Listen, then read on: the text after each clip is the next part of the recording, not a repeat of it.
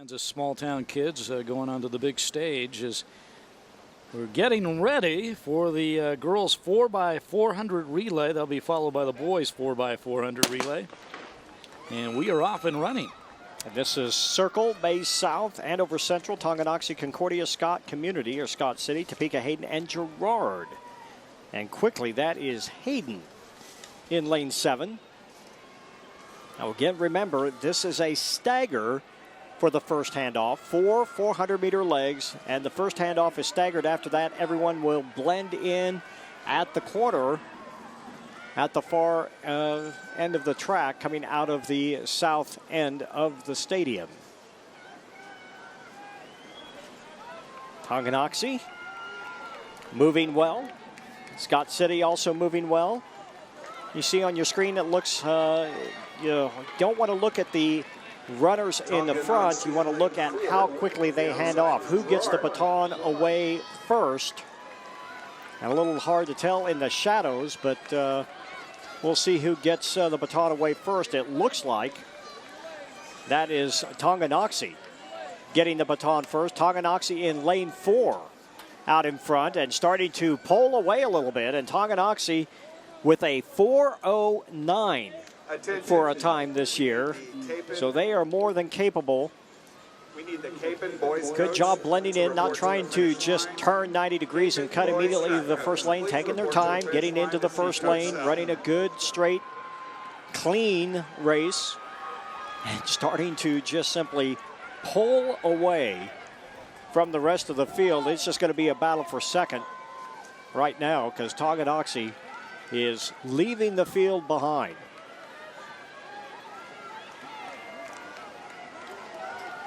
And again, came in with the best seed time at 4:09.09, but boy, not even close. Is Andover Central in second place.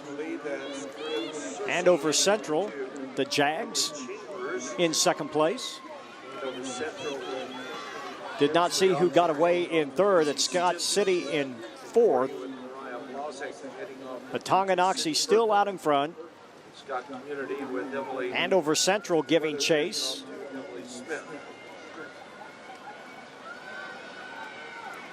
To see who that is in the third spot. Number 270.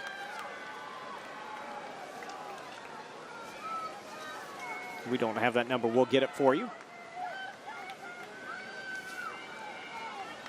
May South, Leon, trying to make a little bit of a run here, but it's going to come up short here with one more handoff to go.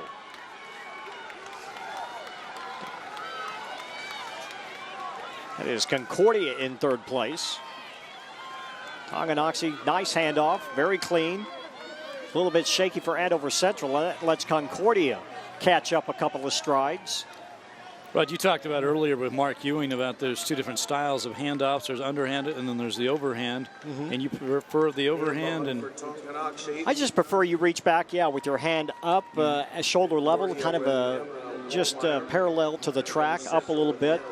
And you take the baton. Don't make the person hand it to you. You take it from them. They're tired. They're just trying to hold it in place. You don't want them to run over you. You don't want them to make them have to reach, especially when they're tired. It's that important. Don't make them reach, but you don't want to stand there and wait for them either. It's a good balance of trying to get a couple of good steps away, get off to a good start, make that handoff as seamless as possible. It's Tonganoxie still out in front. Concordia powering past Andover Central. Oh, and a big lockup. Wow, you got to hope that is not due to an steps. Going 9-step, decided to go to an 11-step, and he launches a 190-foot plus throw. This is Andale in lane 1, Pale in lane 2, Pratt in lane 3, Baldwin in lane 4, Abilene in lane 5, Atchison in lane 6, Parsons in lane 7, Burlington in lane 8 in the second heat of the girls 4x400.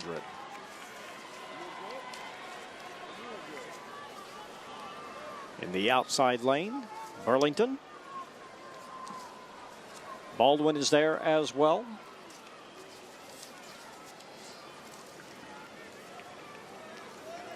And Ian Baldwin, according to the seating time, would be the favorite. I mentioned Baldwin with a terrific track and field tradition, cross country. And out to the early advantage here. Remember, watch for the stagger who hands off first, and it is Baldwin easily. Oh, and a near drop. Well, that was close. And a couple of other tie-ups, but now getting away cleanly. Out there in lane 5, that was Abilene who nearly dropped the baton, and now they start to fall back a little bit as Baldwin and Pratt battling it out. Pratt in the green with the gold trim. Baldwin, that off very familiar purple over black. As they run near shoulder to shoulder. Can the top two teams go to the finals? So what is happening behind them right now, more important than what is happening up at the front here, because it is a two-way battle. Now Baldwin starting to fade just a little bit. This is Pratt out in front. Good handoffs.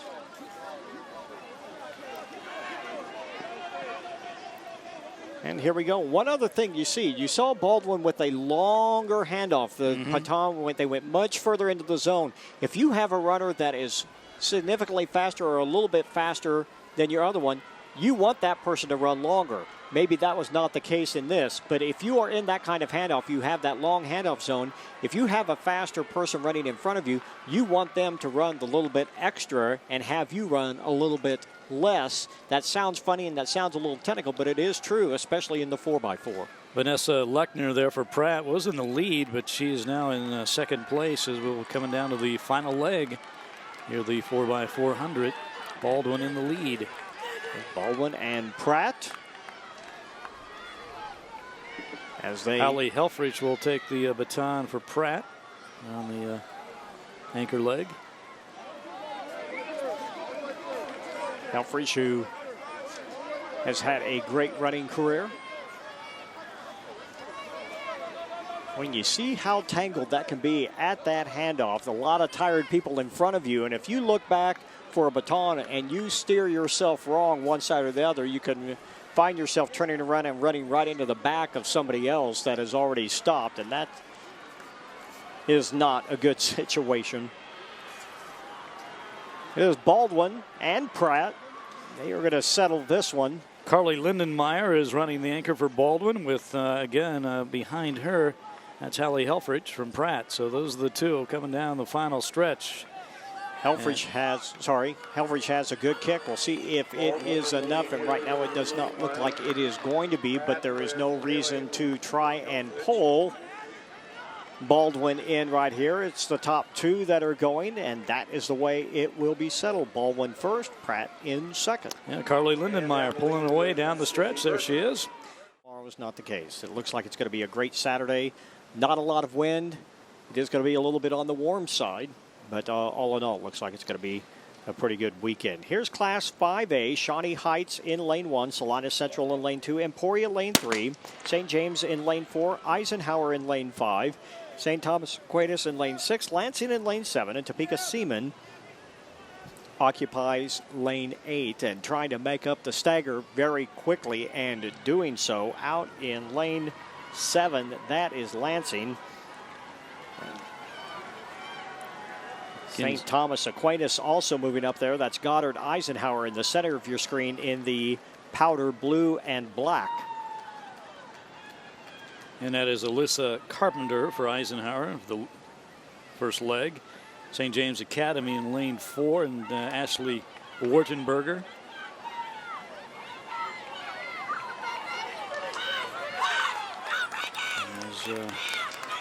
Boy, that is Lansing. And that is for Lansing in this first leg. Off to a very good start. Topeka Seaman falling back quite a bit in Lane 8. as everyone gets away cleanly. Now remember, they'll run in their lanes till they get around to the far end or the back stretch of the track, and then they will blend in. You don't want to just cut in right away. You want to take your time, kind of just ease into lane one. If you chop it off, you actually add a little bit of distance there, because you don't want to just run right over to the first lane. You want to kind of use most of the back stretch to get there. As we look at your leaders. By the way, that's Regan Gatson who got Lansing off to the early advantage. Wow, look at this kick. Powering away. Trying to check the St. James Academy, I believe. And again, St. James, the top seed in this heat. And that would be Hannah Schaefer. No, it would not. That is actually Catherine Moore, 828. Boy, and now she hands out to, I didn't see the bib number. It was not a good handoff by Lansing as they start to fall back. St. James, we've talked about teams that have dominated. They're one of them. Goddard Eisenhower, kind of disappointing right now. This is a team that's run 4:08, second fastest time in this race, and they are laboring back in 5th place right now. And St. James Academy is just running away with this. So a little bit of a surprise, unless Eisenhower has a big bullet in their gun for the 4th leg. They may be on the outside looking in. You see them all the way back there in 4th place right now. Oh, St. James really stretching it out here as getting ready to hand off once again. They are making it look easy. That was Mary Getz, and now she's hands off to Celeste Buchanan, who we saw earlier win a race. St. Thomas Aquinas trying to stay in the fight for 2nd place in one of the automatic berths, but it is St. James Academy, and they are looking strong coming down the backstretch one more time. Goddard Eisenhower is well back in 4th.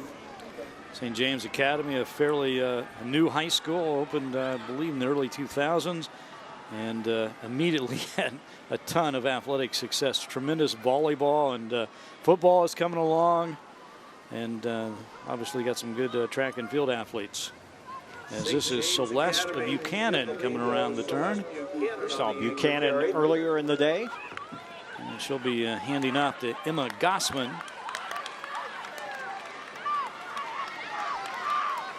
Running into the shadows before back into the sunlight, and that will be it. Oh, I'm sorry. She was the anchor. Yes. Lansing and St. Thomas. St. James with an impressive, that is a lot. And they will be in lane 4, Mill Valley in lane 5, Bishop Carroll lane 6, Great Bend 7, Leavenworth in lane 8. By the way, for Newton, it looks like pretty much the same team that runs the that ran the 4x100. Maggie Rimsberg, Taylor Antonovich, Jennifer Andrus, Savannah Simmons. Now in the award stand, class 5A. So Rimsberg, the only one that's different in that group from the 4x1, and she has the baton, I believe, right now, leading off. As soon as there's a chance to see the bib number there. Either that or Antonowitz. Could be Antonowitz. And we've got the lineup printed out, but coaches are at liberty to change that. Well, you have 6 names on there, and right before, within so many minutes before the race, you fill out a relay card and you give it to them and give it to the clerk, and that is how you race. So we'll see, but it is Bishop Carroll and Newton, and it looks like Newton will get the baton away first along with Bishop Carroll. It's going to be close as they run into the sunshine, and it is Newton getting the baton away first. Carroll in second. And that is Jennifer Andrus taking the baton for Newton. The field is as follows: Quincy Cox and Topeka Seaman, Riley O'Shell, I believe, just going by what I remember what she looked like. It is. Yes, it is.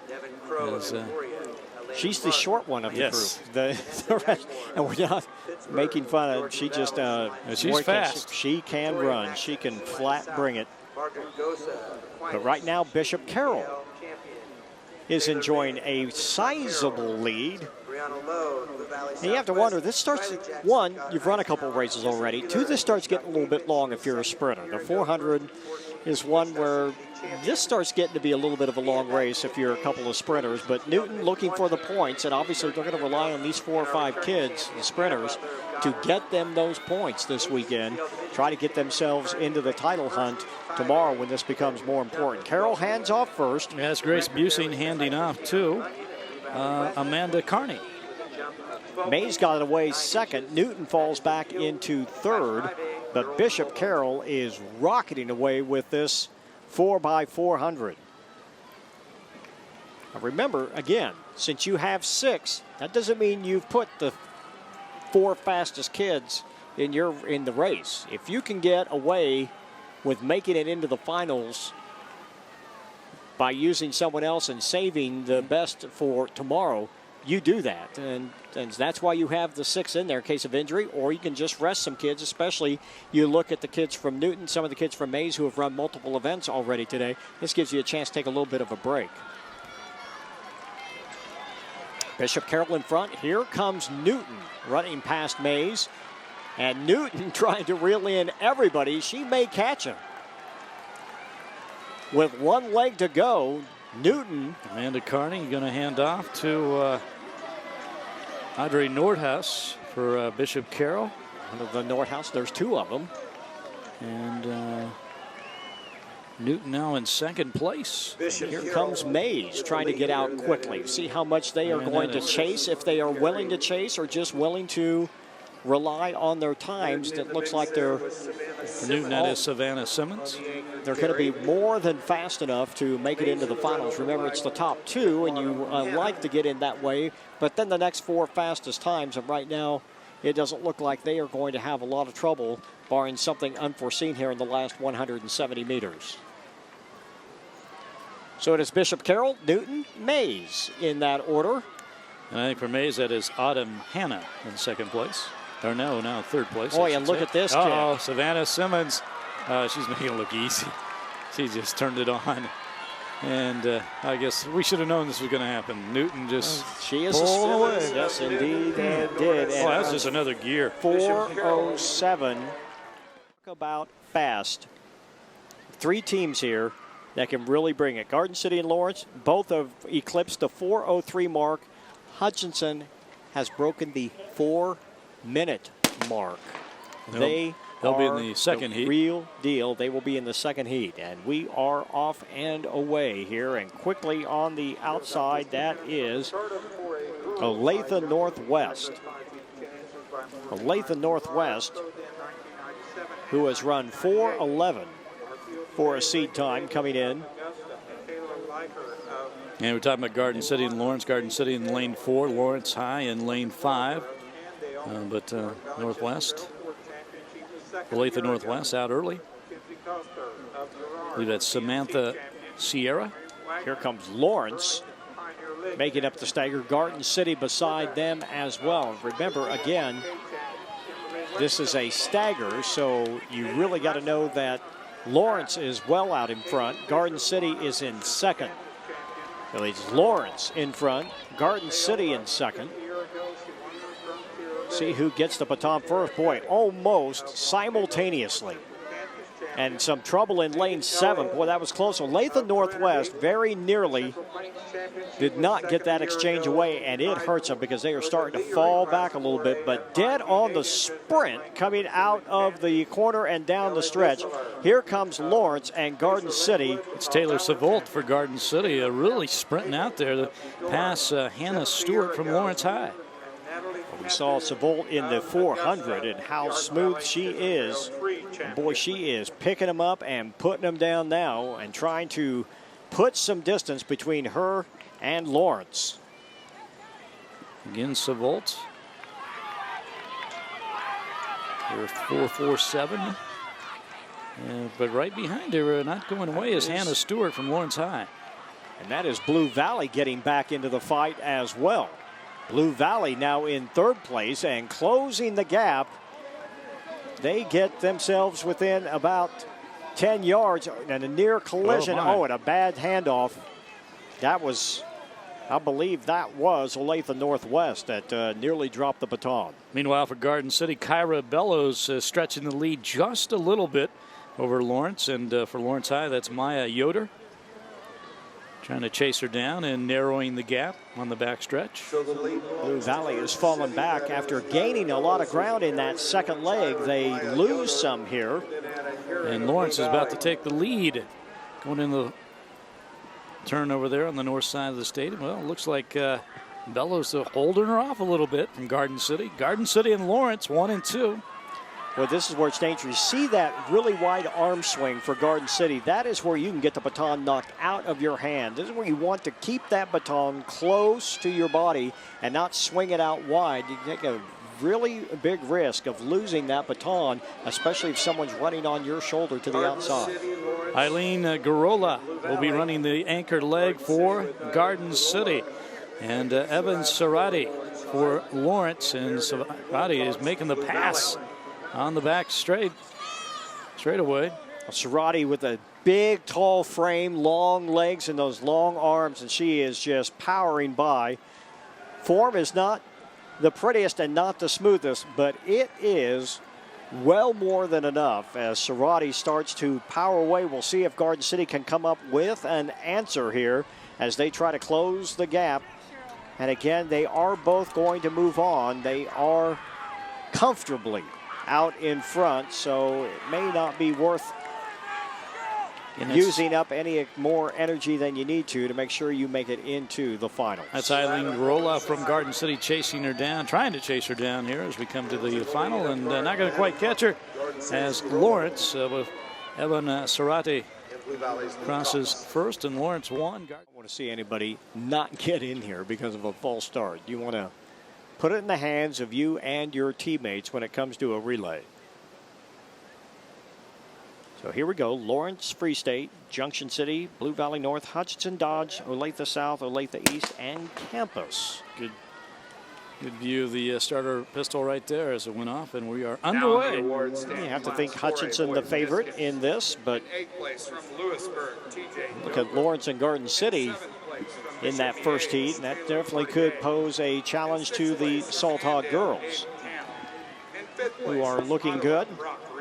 Remember, they've got one of the best quarter milers in 6A, and Yasmin Wright, you got to think she's going to play into this somewhere along the way. My list here is correct. She'll be running the anchor right now. It's Andrish Jackson leading off for the Hutchinson Salthawks. And the Salthawks looking comfortable. Now they are second. Well, and they are second now because I was going to say they're looking second on the screen, but they are actually in first. But now they are falling back quite a bit.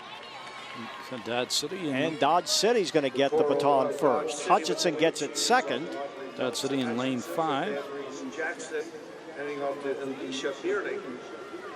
And they continue to move out in front. Quickly on the outside, that is Olathe South. Dodge City by the challenge. That's Audrey Phelps for Dodge City, running the second leg for the Red Demons. Hutchinson looking smooth. Yeah, I figure Dodge City probably knows what's coming in the last two legs for Hutchinson and some of these other kids, and wonder if they didn't try to put a few of the bigger guns up towards the front, see where they can come in, try to get a lead, and try to make people chase. If you try to chase, you can expend energy. If you don't do it well, and it doesn't look like that's going to play out because here comes Hutchinson, the Salthawks, starting to reel in Dodge City. I think it's Lisa Burney making the pass here as Hutchinson indeed takes the lead right before the handoff. Morgan Armbrust for Hutchinson running the third leg. Tell you, the state record is an astounding 3:53. The national record, which is borderlining on just unreal, Long Beach Poly, California at Sacramento, 3:35, set back in 2004. So Hutchinson 1 and 2 with Dodge City behind. That is for Dodge City. That is Azine Okoro in second place, trying to chase down Morgan Armbruster.